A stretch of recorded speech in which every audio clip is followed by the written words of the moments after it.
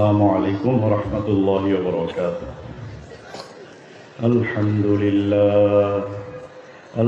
لله نحمده ونستعينه ونستغفره ونؤمن به ونتوكل عليه ونعوذ بالله من شرور أنفسنا ومن سيئات أعمالنا من يهده الله فلا مضل له ومن يضلله فلا هادي له ونشهد أن لا إله إلا الله ونشهد أن سيدنا ومولانا محمدا عبده ورسوله صلى الله تعالى عليه وعلى آله وأصحابه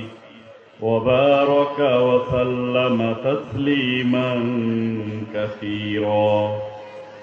أما بعد فأعوذ بالله من الشيطان الرجيم. بسم الله الرحمن الرحيم.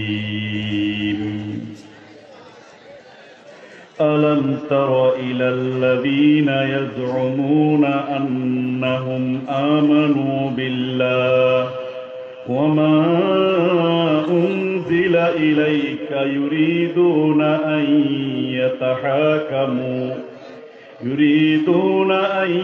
يتحاكموا إلى الطاغوت وقد أمروا أن يكفروا به ويريد الشيطان أن يضلهم ضلالا بعيدا.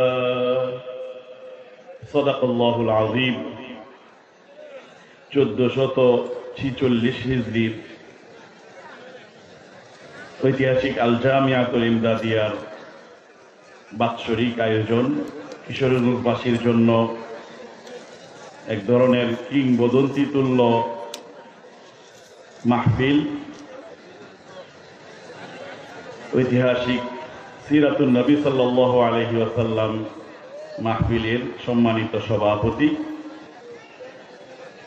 আল্লামা আজহার আলী আনোয়ার শাহ রহমাতুল্লাহি আলাইহি কর্তৃক তৈরি করা, বাছাই করা জামিয়া ইমদাদিয়ার বর্তমান কান্ডারি ঐতিহাসিক শহীদি মসজিদের বর্তমান যিনি স্বনামধন্য সুদক্ষ পরিচালক হযরত মাওলানা শাব্বির আহমদ রশিদ হাফিজাহুল্লাহ তাআলা ওয়া রাআ,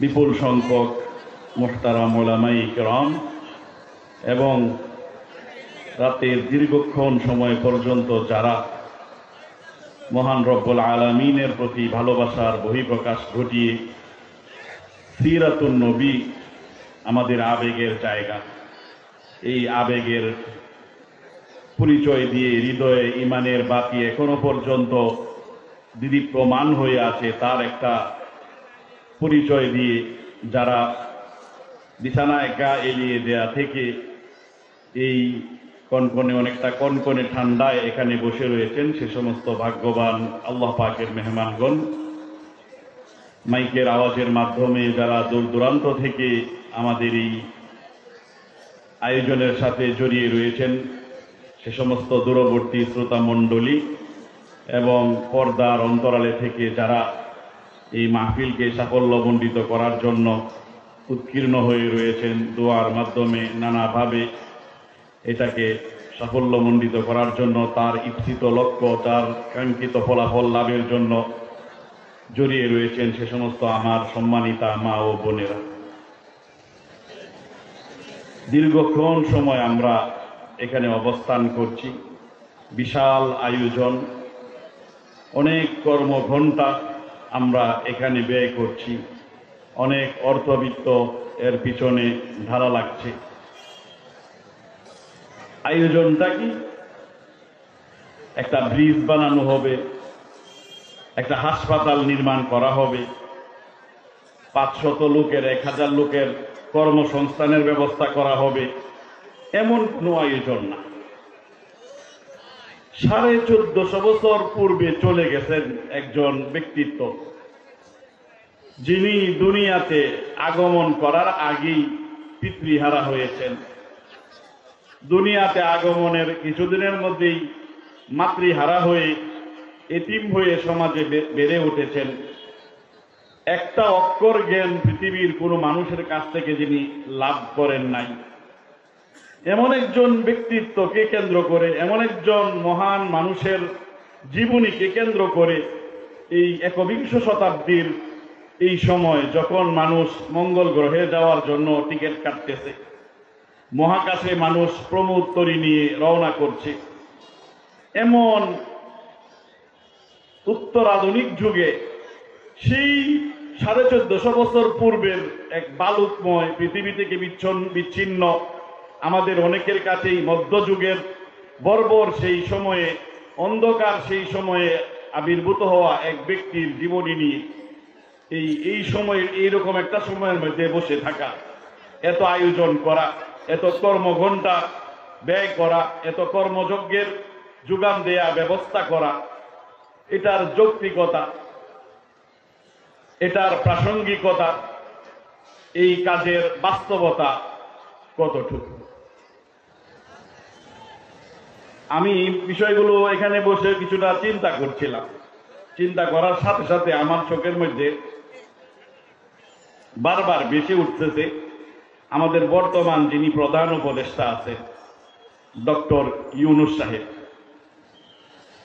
আমরা আল্লাহ পাকের কাছে দোয়া করি, হুজুর সাল্লাল্লাহু আলাইহি ওয়াসাল্লাম দোয়া করতেন, আল্লাহুম্মা আইজ্জাল ইসলামা বিআহাদি আল উমারাইন। আল্লাহ, হয় ওমর ইবনুল খাত্তাব আর না হয় আবু জাহেল, এই দুইজনের যে কোনো একজনকে মুসলমান বানায় আল্লাহ আপনি আমার দিনটাকে, আপনার ধর্ম ইসলামকে জোরালো করুন, সমর্থিত করুন, শক্তিশালী করুন, সমাজের মধ্যে মাথা উঁচু করে দাঁড়ানোর একটা ব্যবস্থা করে দিন।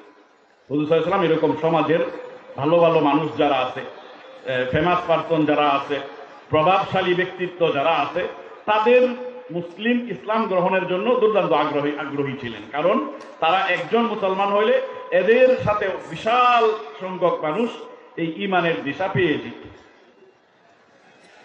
এই জন্যে আমাদের বর্তমান বিশ্বের হাতে গোনা যদি প্রভাবশালী ব্যক্তিত্ব 1, 2 জন, 3 জনের একটা শর্ট লিস্ট তৈরি করা হয় সার্বিকভাবে বিশেষ প্রভাবশালী, তাহলে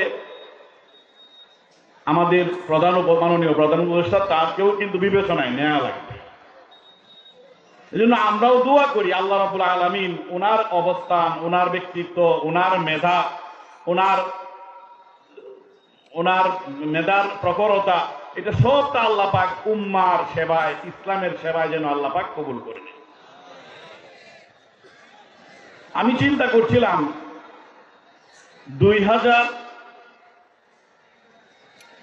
1996 সালে উনি যখন নোবেল প্রাইজ পান,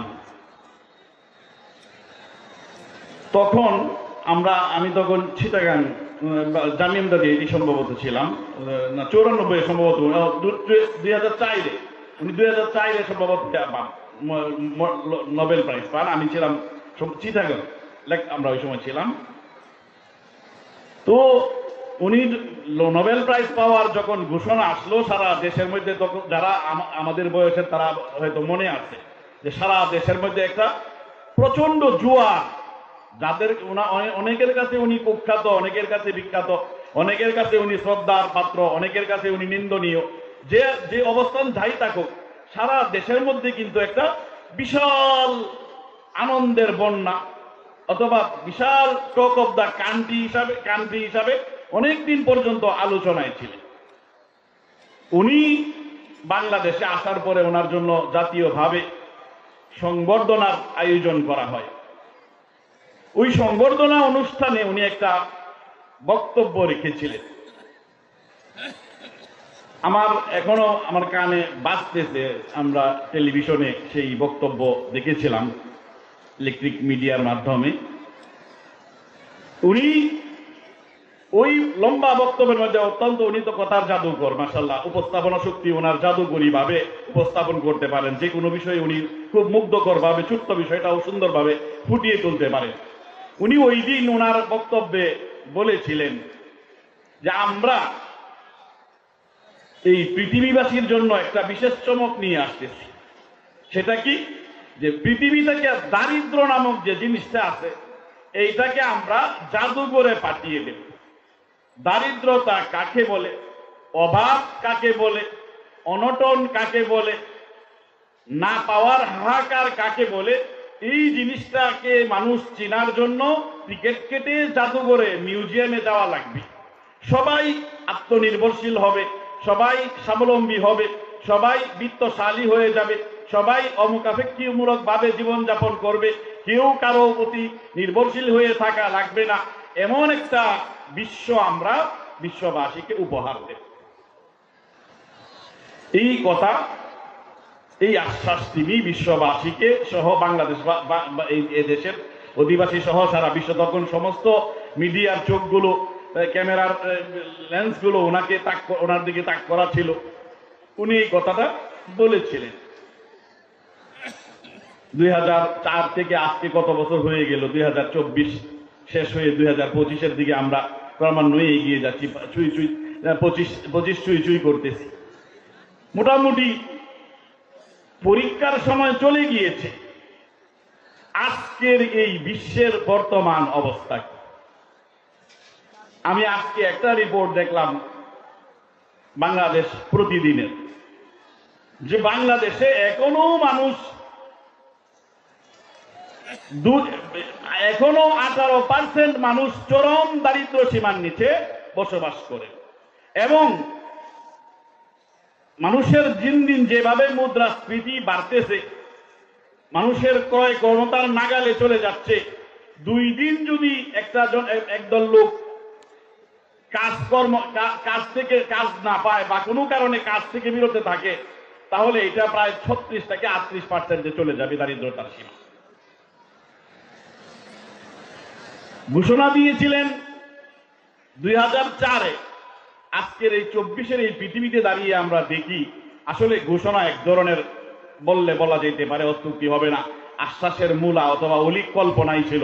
দারিদ্রতার কোনো কিছু হয় নাই, বরং দারিদ্রতার দেশে তার সদম্বে তার ডালাপালা গুজিয়েছে। মানুষ দারিদ্রতার অষ্টে পৃষ্ঠে কষাঘাতে মানুষ দিন দিন যাতা কোলে পিষ্টই হচ্ছে। আপনারা হয়তো অনেকেই মনে আছে, দক্ষিণ আফ্রিকার সাংবাদিক ছিলেন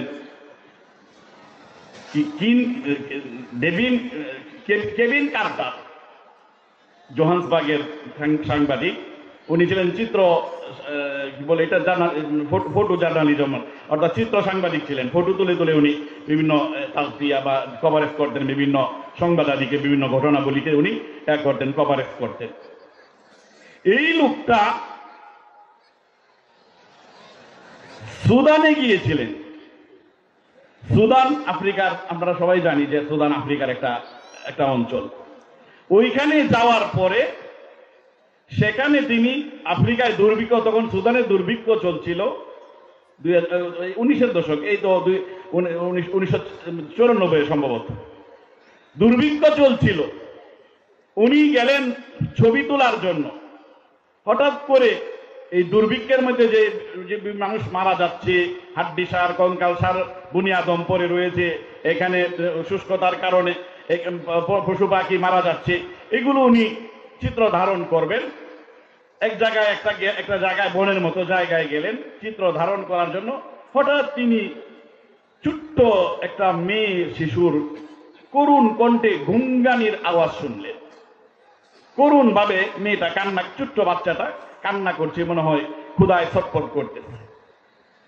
আশেপাশে খুঁজে পাচ্ছেন না। হঠাৎ করে দেখলেন যে একটা ছোট্ট মেয়ে, আপনারা হয়তো ছবিটা এখনো নেটে বেশি বেড়েছে, আপনারা দেখছেন, অনেকেই দেখছেন, এটা তৎকালীন সময় সারা বিশ্বের মধ্যে খুব আলোড়ন তুলপাড় চলছিল এই ছবিটা। একটা ছোট্ট শিশু, 4-5 বছরের একটা শিশু, মেয়ে কন্যা শিশু, সে উপুর হয়ে, কাক যেভাবে পড়ে থাকে এভাবে উপুর হয়ে এই খাবারের দিকে তাকিয়ে রয়েছে। সামনে খাবার লওয়ার মতো তার যে ডাস্টবিনের মধ্যে যে পড়ে রয়েছে খাবারের উচ্ছিষ্ট, এটার দিকে ফেল ফেল লোবাতর লুলুপ দৃষ্টিতে তার প্রচন্ড ক্ষুধার কারণে এটার দিকে তাকিয়ে রয়েছে। তার একটু পিছনেই একটা শকুন খাবারের দিকে না, এই বাচ্চাটার দিকে সেন দৃষ্টিতে তাকিয়ে রয়েছে, এবং শকুনের মুভমেন্ট নড়াচড়ায় বোঝা যাচ্ছে যে শকুন অপেক্ষায় আছে কখন এই বাচ্চাটা মারা যাবে আর বাচ্চাটাকে গিলে খেয়ে ফেলবে।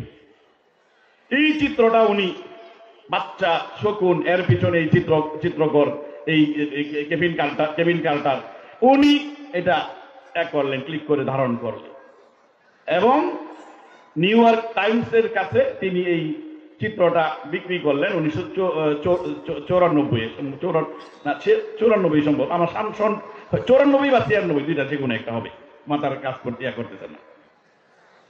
এবং আপনারা জানেন যে সাংবাদিকতার জন্য একটা বিশেষ পুরস্কার আছে বৈশ্বিকভাবে, অত্যন্ত মর্যাদার একটা অ্যাওয়ার্ড আছে, যে পুলিৎজার, সম্ভবত এটা ফ্রান্স থেকে দেওয়া হয় বা জার্মানি থেকে দেওয়া হয়। যেরকম ভাবে নোবেল প্রাইজ আছে সারা বিশ্বময়, এটা খুব মানুষের কাছে সমাদৃত, মানুষের স্বপ্নীল একটা বিষয়। অনুরূপভাবে বাদশাহ ফয়সল মুসলিম উম্মার জন্য আছে, বাদশাহ ফয়সল পুরস্কার আছে। ঠিক তেমনি ভাবে সাংবাদিকদের জন্য এই পুরস্কারটা দেওয়া হয়। ওই চিত্রটা, ওই ছবিটা, ওই বছর এই যে কেভিন কার্টার এই চিত্রটা ধারণ করার জন্য তিনি সেদিন ওই বছর তিনি ওই পুলিৎজার পুরস্কারের জন্য উনি নির্বাচিত হয়েছিলেন। কিন্তু দুর্ভাগ্যজনক ভাবে এই লোকটা ডিপ্রেশনে পড়ে, এই যে দৃশ্য, করুণ দৃশ্য, একজন বনি আদম খাবারের দিকে লুলুপ দৃষ্টিতে তাকিয়ে রয়েছে, আর এই বাচ্চাটা, শিশুটা মারা যাবে সেই অপেক্ষায় একটা শকুন তার দিকে তাকিয়ে রয়েছে, এমন করুণ দৃশ্য, হৃদয়ে বিদারক দৃশ্য, এই অমানবিক দৃশ্যটা তার হৃদয়ের মধ্যে এমন ভাবে, বিবেকের মধ্যে এমন ভাবে নাড়া দিল, উনি ওই সম্ভবত পুরস্কারটা তিনি গ্রহণ করতে পারেন নাই, তার আগেই তিনি সুইসাইড করে আত্মহত্যা করেছিলেন। তাহলে পৃথিবী থেকে দারিদ্রতাকে দূর করার জন্য, মানুষকে দুমুঠু বা সাধারণভাবে আত্মনির্ভরশীল হয়ে দুমুঠু খাবারের অন্ন যোগানোর জন্য, মানুষের অভাব মোচনের জন্য এই পৃথিবীর মধ্যে মানুষের চেষ্টা, সাধনা, শ্রম দেওয়ার কোনো কমতি নাই।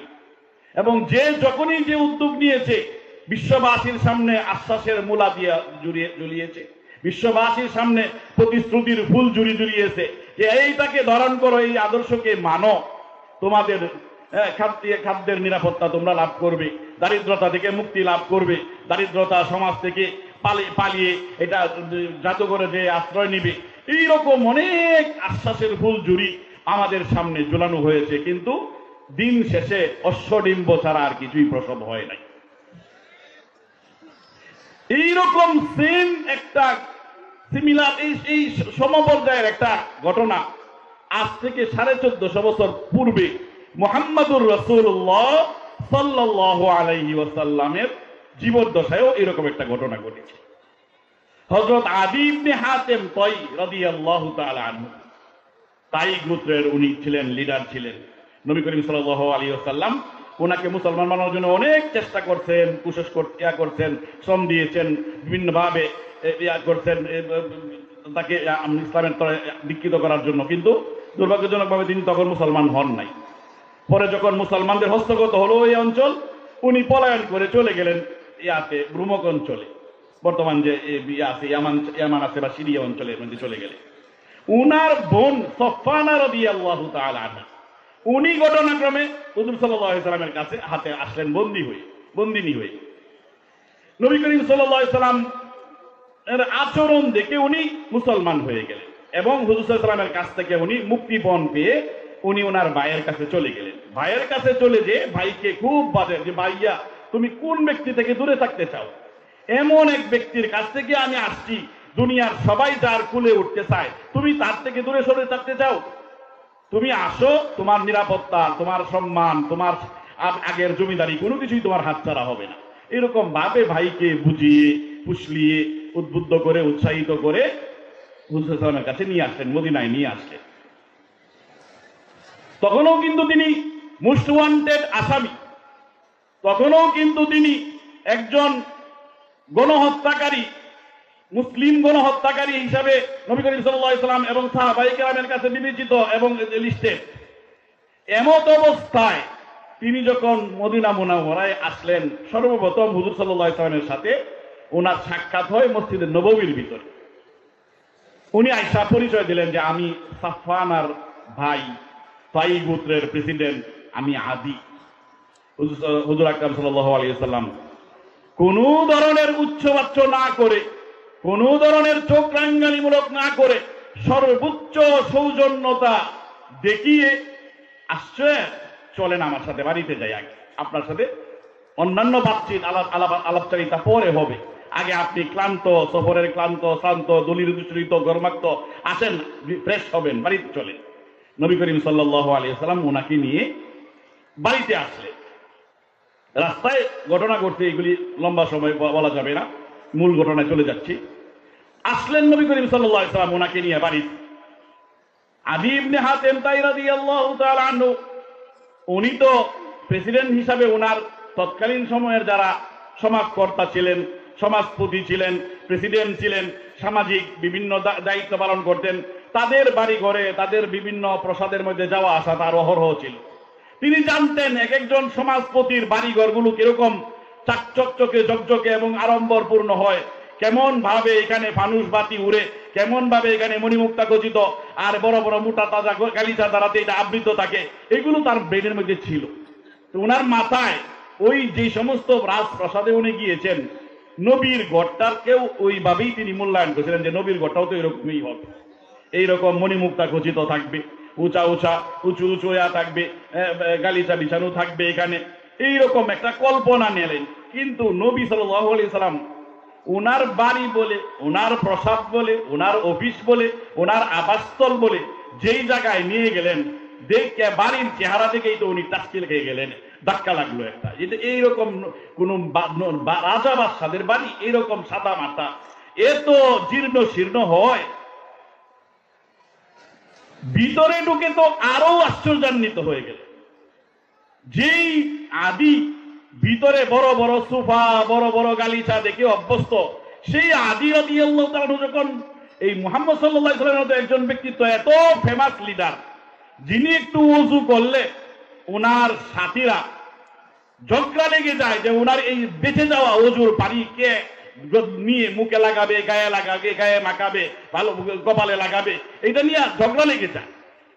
মানুষ উত পেতে থাকে ওনার অনুসারীরা, কখন একটু থুতু দিবে, এই একটু থুতু না ফেললে মানুষ হাত ঠেলে এরকম ঠেলাঠেলি লাগে, ধাক্কা ধাক্কি লাগে যে এই থুতুটা হাতে নিয়ে মুখে গায়ে মাখার জন্য, এবং নিজেদের জান মাল সব কিছু এক কথায় যার করে মানুষ কুরবানি দিয়ে ফেলতে চায়। আমরা একটু আগে আমাদের শহীদ মোহাম্মদ সাহেব বলেছেন, হযরত আলী ইবনে খুবাইব ইবনে আদি রাদিয়াল্লাহু তাআলা আনহুর কাহিনী আমরা শুনেছি।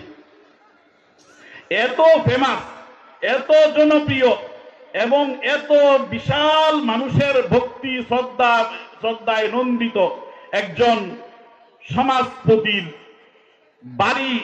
বাড়ির ভিতরের আসবাবপত্র কিরকম হতে পারে, ওনার স্বাভাবিক আগের অন্যান্য প্রসাদগুলো দেখে ওনার মাথার মধ্যে ছিল যে একবারে আড়ম্বরতার চূড়ান্ত বহিঃপ্রকাশ থাকবে।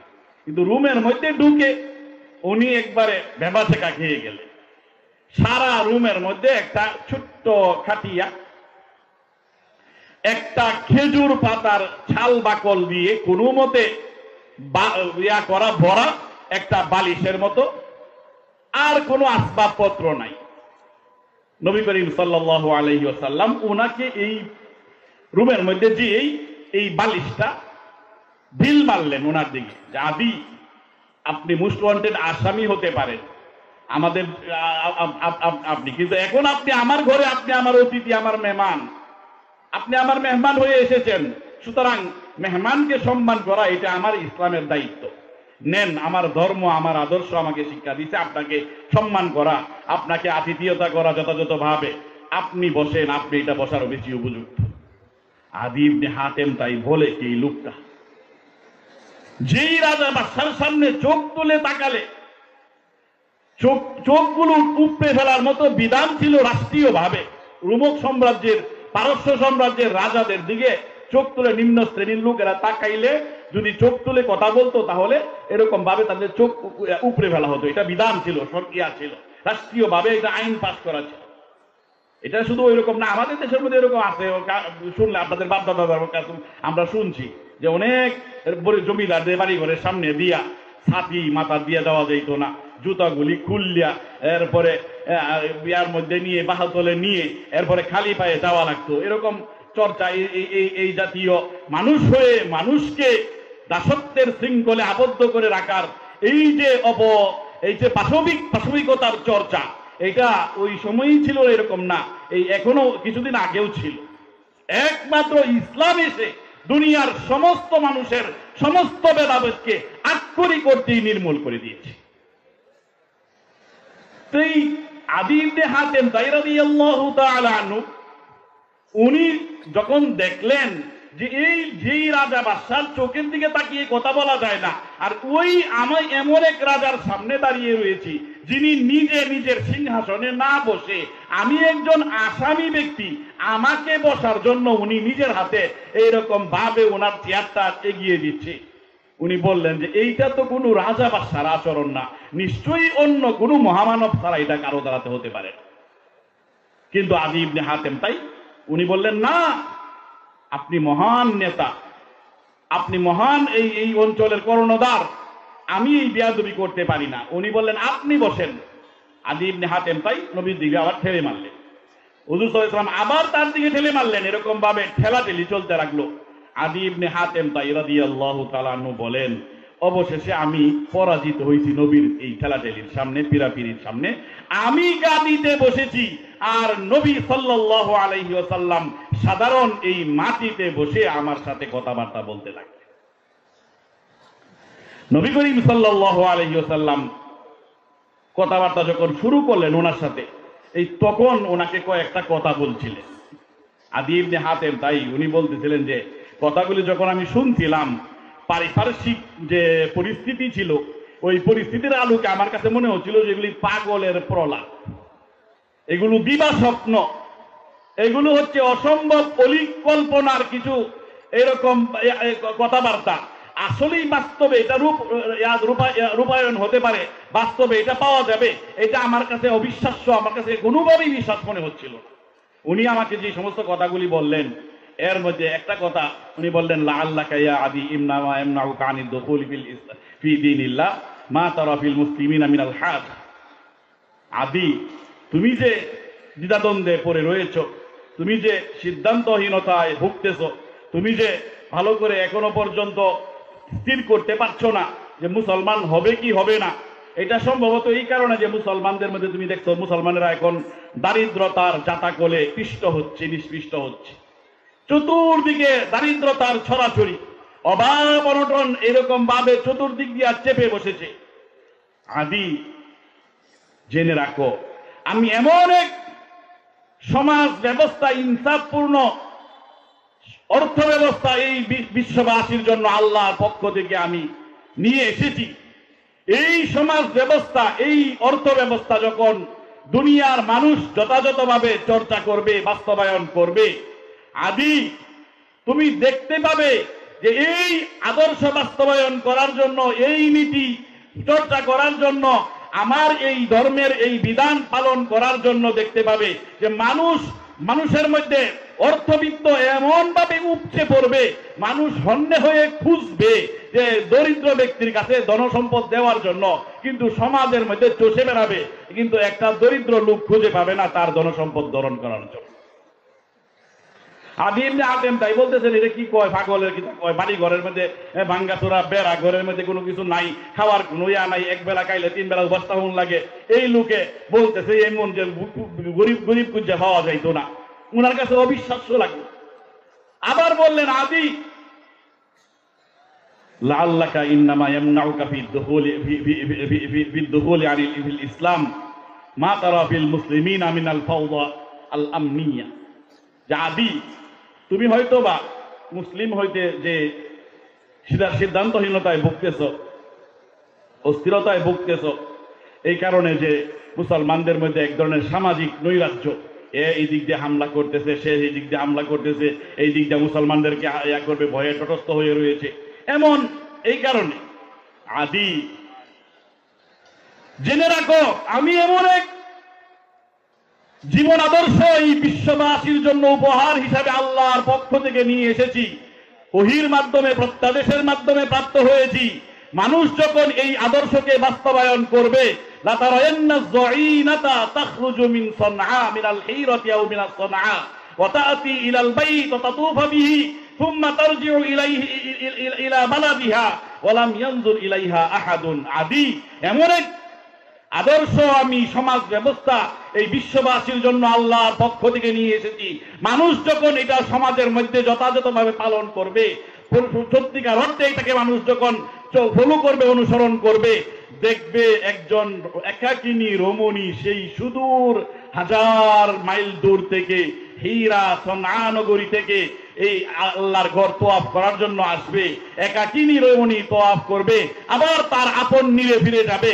তাকে উত্তক্ত করবে তো দূরের কথা, তার দিকে একজন কেউ বাঁকা দৃষ্টিতে কেউ একজন লোক তাকিয়ে ফিরেও তাকাবে না।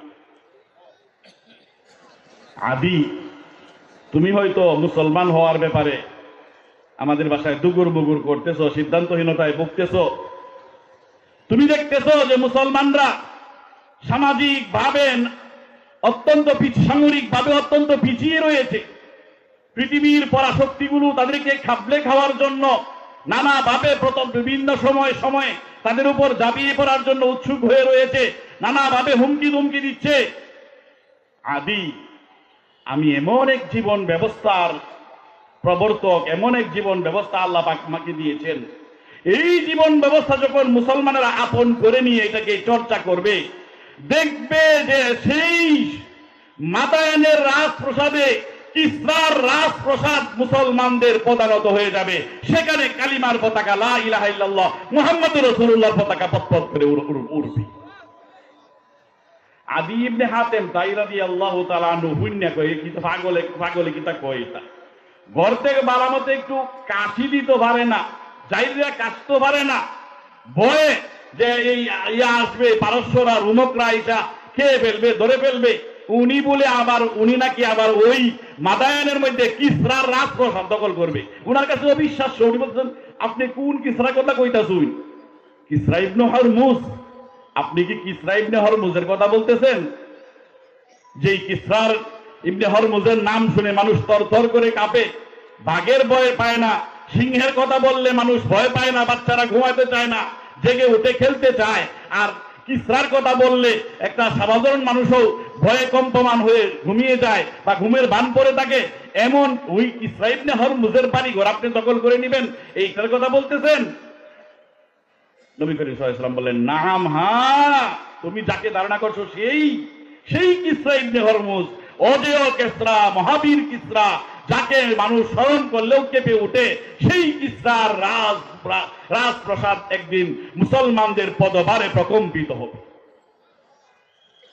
আদি ইবনে হাতেম তাই রাদিয়াল্লাহু তাআলা আনহু উনি বললেন যে এই যে তিনটা কথা বললো, উনি একটা কথাও তৎকালীন পারিপার্শ্বিক পরিবেশের দিকে তাকালে বিশ্বাস হওয়ার মতো কোনো যৌক্তিকতা নাই, কোনো ধরনের সম্ভাবনা নাই। কিন্তু আদি ইবনে হাতেম তাই বলতেছেন যে আমি স্বয়ং নিজে দেখছি কাবা শরীফের মধ্যে সেই হীরা থেকে মহিলা আসছে, এসে কাবা শরীফ তোয়াফ করে আবার চলে গেছে, তার দিকে কেউ ফিরেও তাকায় নাই। আর কিসরার ব্যাপারে আমি সন্দিহান ছিলাম। আমি প্রথম সারির বাহিনীর মধ্যে ছিলাম যারা কিসরার রাজপ্রসাদের মধ্যে প্রথম জায়গা দখল করছে। আর তৃতীয় যেটা, সেটাও লাতাতিয়ান্না সালিসা, তৃতীয়টাও ঘটবে। এই আমরা দেখি ওমর ইবনে আব্দুল আজিজ রাহমাতুল্লাহ আলাইহির জমানার মধ্যে যেই আফ্রিকার ছবি তুলে সাংবাদিক আত্মহত্যা করে মরে গিয়েছে, সেই আফ্রিকার মধ্যে ওমর ইবনে আব্দুল আজিজ রাহমাতুল্লাহ আলাইহি ইয়াহইয়া ইবনে সাঈদ আল-আনসারী ওনাকে পাঠাইছেন, যাও এই এলাকায় দরিদ্র লোক নাই, ওই আফ্রিকা এলাকার মধ্যে দরিদ্র মানুষের ছড়াছড়ি, ওইখানে যায় টাকা পয়সা বন্টন করে আসে।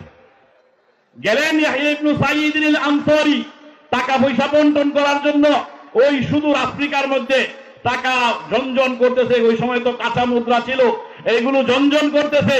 এই লোক বস্তাভর্তি টাকা নিয়া পাড়ার পর পাড়া চষে বেড়াচ্ছেন, টাকা পয়সা কে নিবেন, টাকা পয়সা কে নিবেন, সারা এলাকা চষে বেড়াচ্ছেন। একজন লোক বলে না, ভাই আমার কিছু অভাব আছে, কিছু টাকা পয়সা দেওয়া যাক। সকাল থেকে উনি খুঁজতেছেন, দরিদ্র ব্যক্তি খুঁজতেছেন, অভাবী ব্যক্তি খুঁজতেছেন, পাচ্ছেন না।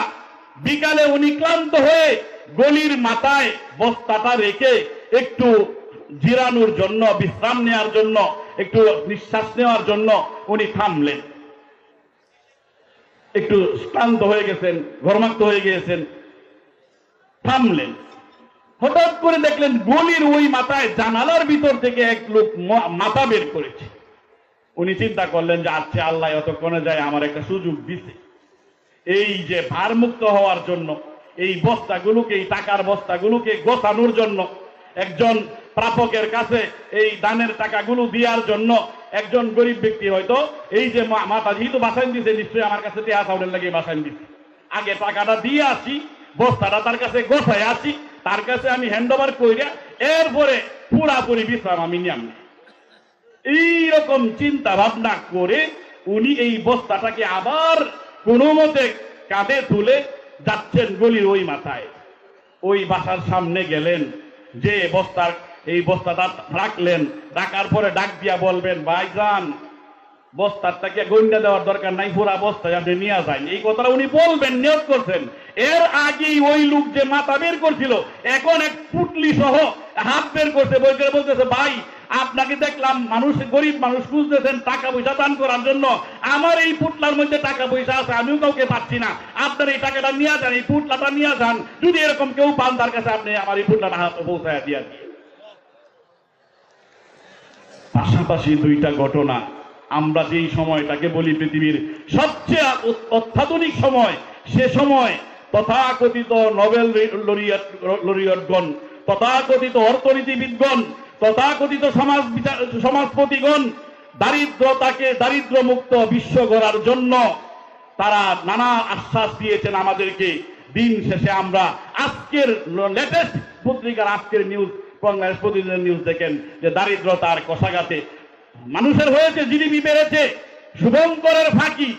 আমরা 50 জন এলাকার মানুষ, 20 জন 30 জন আছে রিক্সার ড্রাইভার, আর 20 জন আছে ব্যবসায়ী। এখন 20 জনের ব্যবসায়ীর আয় আর 30 জন রিক্সার ড্রাইভারের আয় তো এক হবে না। এখন এলাকার মধ্যে করতেছে কি, সবাই মিললে 50,000 টাকা আয় করছে, ব্যবসায়ীরা করছে 45,000 টাকা, আর 30 জন রিক্সাওয়ালা মিললে করছে মাত্র 5,000 টাকা। এখন এটারে আমরা 50-এর মধ্যে গুণ বাগ দিলাম, দেয়া বললাম মাথা পিছু আয় এক একজনের 10,000 টাকা করে। আসলে কি 10,000 টাকা করে, নাকি একজনে আঙ্গল ফুলে কলা গাছ হয়েছে আর একজনে দরিদ্রতার অতলন্তে দিন দিন পতন হচ্ছে? আজকের এই অস্থিতিশীল বিশ্ব, দারিদ্রতার কষাঘাতে বিষ্ট এই বিশ্ব, আজকে এই নানা ধরনের সংঘাত আর যুদ্ধের ডামাডোলের আওয়াজ চতুর্দিক দিয়ে শোনা যাচ্ছে।